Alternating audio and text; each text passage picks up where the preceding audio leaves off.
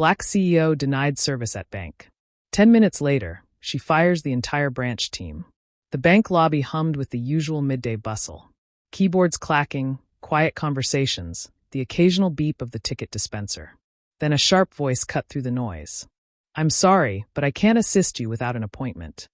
All eyes flicked toward the polished marble counter where a black woman in a light green high neck, her manicured fingers resting lightly on the edge.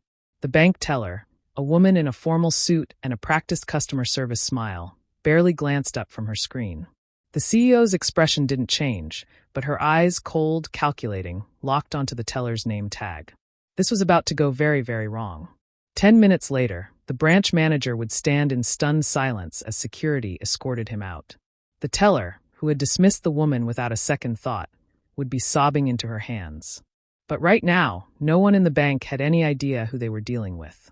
Danielle Carter wasn't just any client. She was the youngest black female CEO of Carter & Grace Financial, a billion-dollar investment firm.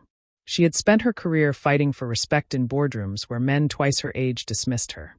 Until they saw the numbers, until they realized she owned the table. Today, she had walked into First National Bank, her bank, the one her company had banked with for decades, to handle a simple wire transfer. And she had been treated like an inconvenience. The teller, Linda, according to her badge, barely looked up from her monitor. High-value transactions require an appointment. Corporate policy. Danielle's eyebrow arched. "I've been banking here for 15 years. I think I know the policy." Linda sighed, as if explaining to a child. "Well, today we're short-staffed. You'll have to come back later." A beat of silence. Danielle pulled out her phone. The branch manager, a balding man in a too-tight tie, arrived with a placating smile.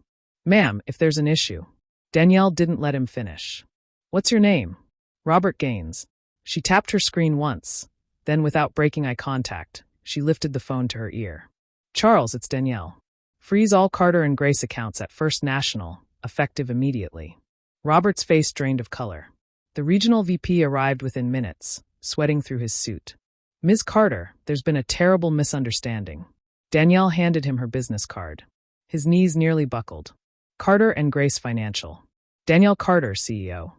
The teller, Linda, finally looked up, really looked, at the woman she'd dismissed. The sharp, unamused gaze, the way the bank's top executives were now tripping over themselves to apologize. Her stomach dropped. "Oh God." Danielle didn't raise her voice. She didn't have to.